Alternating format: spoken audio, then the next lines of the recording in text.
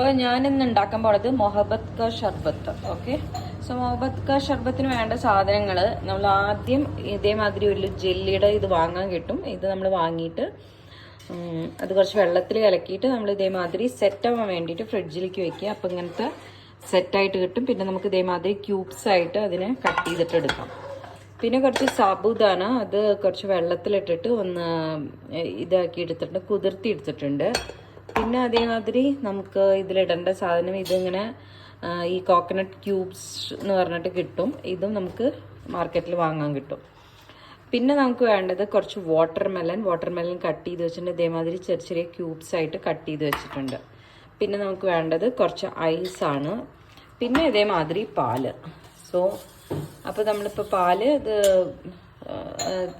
തിളപ്പിക്കേണ്ട കാര്യമില്ല, നമുക്ക് പാക്കറ്റിൽ വാങ്ങാൻ കിട്ടുന്ന സ്ലിം മിൽക്കാണ് ഇപ്പോൾ ഞാൻ യൂസ് ചെയ്തേക്കണത്. അപ്പം മിൽക്കിൽ ഈ കോക്കനട്ട് ക്യൂബ്സ് ഇട്ടിട്ടുണ്ട്. അതുകൂടാണ്ട് കുറച്ച് സാബുദാനയും കൂടിയിട്ട് നമ്മൾ ഇതേമാതിരി സാബുദാന ആഡ് ചെയ്യണം. എന്നിട്ട് അത് നന്നായിട്ട് ഇളക്കണം.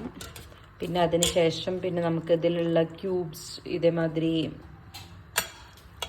ക്യൂബ്സ് ആക്കിയിട്ട് ഈ ക്യൂബ്സും ഇതിലിടണം. പിന്നെ നമ്മൾ ഇടേണ്ടത് കുറച്ച് ഐസ് ഇടണം. ഞാൻ കുറച്ച് ഐസ് എടുത്ത് വെച്ചിട്ടുണ്ട്, ഇത് അങ്ങനെ ഇടാം. പിന്നെ നമ്മൾ ഈ വാട്ടർ മെലൺ കട്ട് ചെയ്ത് വെച്ചത് ഇതും ഇതിലേക്ക് ആഡ് ചെയ്യണം. എന്നിട്ട് നന്നായിട്ട് മിക്സ് ചെയ്യാം.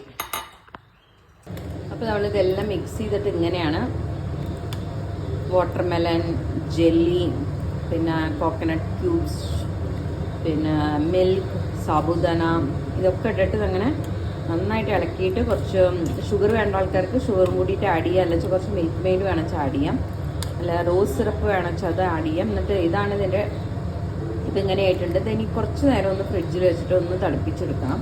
എന്നിട്ട് നമുക്ക് യൂസ് ചെയ്യാം.